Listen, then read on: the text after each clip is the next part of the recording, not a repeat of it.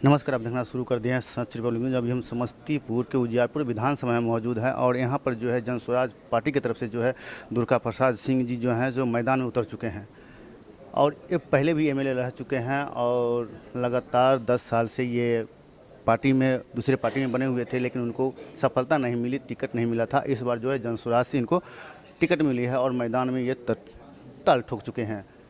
चलिए जानते हैं कि 5 साल इनका कार्यकाल रहा, उसमें कितना विकास कर पाए थे और अभी जो जनता इनको चुन के विधानसभा में भेजेंगे तो क्या क्या इनका मोटिव रहेगा, क्या क्या काम करेंगे। सर, हमारे चैनल पर आपका स्वागत है। धन्यवाद आपको और आपके चैनल को। सर, इससे पहले 5 साल आप एमएलए रह चुके हैं और जो काम किए हैं उसके बाद आप किसी अन्य पार्टी में, जो पार्टी का नाम नहीं लेंगे, लेकिन आपको सफलता नहीं मिली, टिकट नहीं मिली और अभी जो है जन स्वराज की तरफ से आपको टिकट मिली है तो पार्टी आप पर विश्वास जताई है, यहाँ से जीते हैं तो पहला काम क्या होगा?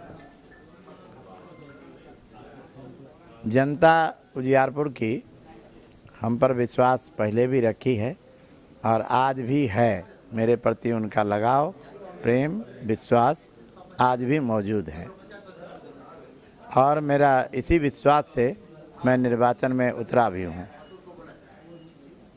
मेरा ख्याल है कि जितना काम हमने किया उसको गिनाने की ज़रूरत मैं नहीं समझता हूँ। इसलिए नहीं समझता हूँ कि मैं उजियारपुर का ही रहने वाला हूँ, कहीं भी जाऊँगा लौट के यहीं आऊँगा और जो भी हम काम करते हैं ये हर एक वोट लेने वाले व्यक्ति का दायित्व बनता है अपने जनता के प्रति। तो हम उस दायित्व के निर्वाह में पूरी कोशिश हमारी रहती है कि हम उसका निर्वाह सच्चाई, ईमानदारी और निष्ठा के साथ करें। सर, उजियारपुर की जनता का मांग है कि लोकल हमारी कैंडिडेट होने चाहिए, हमारी बात सदन में पहुंचा सके, क्योंकि 10 साल से उनके विकास में बहुत रोड़ा बना है। नहीं, बिल्कुल सही है। जन भावना है कि लोकल व्यक्ति होना चाहिए, क्योंकि उन्होंने कठिनाई महसूस किया है कि जो प्रतिनिधि बाहर से आते हैं, जीत कर जाते हैं और जब उनको फ़ोन लगाया जाता है तो फ़ोन पर बात नहीं हो पाती है या रात बिरात कोई ज़रूरत हो गई तो उनकी सहायता मिलने में असुविधा होती है। इसलिए लोग परेशानी में ये बात उठाए हैं कि लोकल होना चाहिए। मैं उनकी भावना का कदर करता हूँ और मैं समझता हूँ कि उनकी भावना उचित है और उस भावना का प्रतिफल इस चुनाव में संभवतः दिखाई पड़ेगा। एक प्रश्न उठता है, मन में आ रहा है कि आप 5 साल विधायक रह चुके हैं, उसके बाद ऐसा क्या कारण रहा कि आपको टिकट नहीं दिया गया था? और ये तो सभी राजनीतिक दल नेता के नेतृत्व में चलते हैं। नेता की जो इच्छा होती है वो होता है। पहले के लोग तो पार्टी की बैठक करके डिसीजन लेते थे, अब नेता ऑर्डर देते हैं। इस ऑर्डर में बहुत बार बड़े बड़े लोगों का टिकट भी कट जाता है और जिसका अनुमान नहीं रहता है वैसे लोग प्रतिनिधि बन के चले जाते हैं। तो ये तो जनतंत्र का दोष है। मैं समझता हूँ कि इसका उजियारपुर में नहीं, समस्तीपुर जिला में ज़्यादा मात्रा में प्रयोग हो रहा है। एक दल के द्वारा नहीं, अनेक दल और लगभग कहिए सभी दल के वो बाहर को तरजीह देते हैं। क्षेत्र के नेता को तरजीह इसलिए भी नहीं देते हैं हर कार्यकर्ता को कि कोई दूसरा नेता उभर जाएगा तो उनकी परेशानी बढ़ न जाए। सर, शिक्षा के विभाग में आप उजियारपुर वासी के लिए क्या करेंगे? और यहाँ पर जो विकास नहीं हो पाया है, क्या यहाँ पर होगा? नहीं, विकास की बात जहाँ तक है तो विकास का तो पैमाना बड़ा होता है।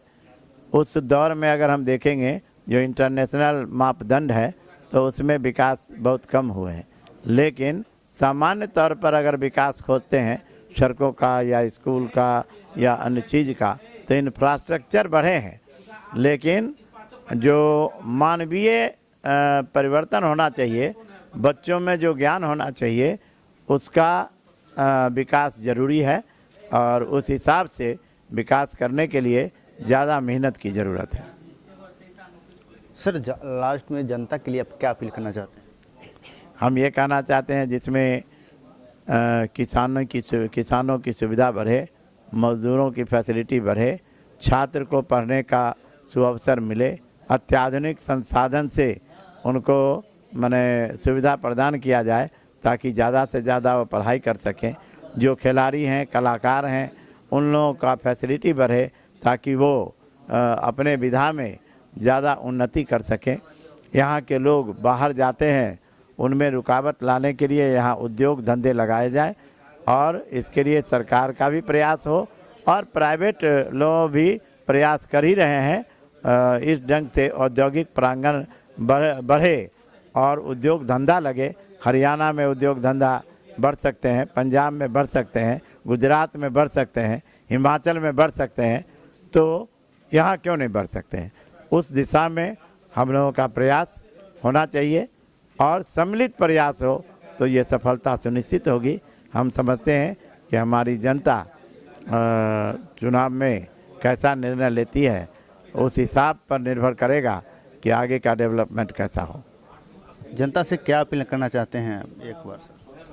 जनता से हम ये कहना चाहते हैं कि हम पर उन्होंने जो विश्वास दिया था, हमें उस विश्वास को पुनः दें। हमने अपने भर पूर्ण हृदय से उनकी सेवा की है और आगे भी करेंगे। जो जाने अनजाने कोई भूल हुई हो, गलती हुई हो तो उसे माफ़ कर दें और एक बार और अपना विश्वास हमें दें ताकि हम मजबूती के साथ उनके लिए काम कर सकें। तो हमारे साथ दुर्गा प्रसाद सिंह जी थे, जो पिछले बार विधायक भी रह चुके थे और अभी जो है जन स्वराज पार्टी की तरफ से इन्होंने जो है मैदान में उतरे हैं और जनता से इन्होंने अपील किया है कि एक बार फिर से हमें मौका दें और उनका जो अधूरा सपना है मैं उसको पूरा करूंगा। देखने वाली बात है कि जो 6 तारीख को वोटिंग होंगी और 14 को काउंटिंग है, जनता इन पर कितना विश्वास करेंगे। धन्यवाद।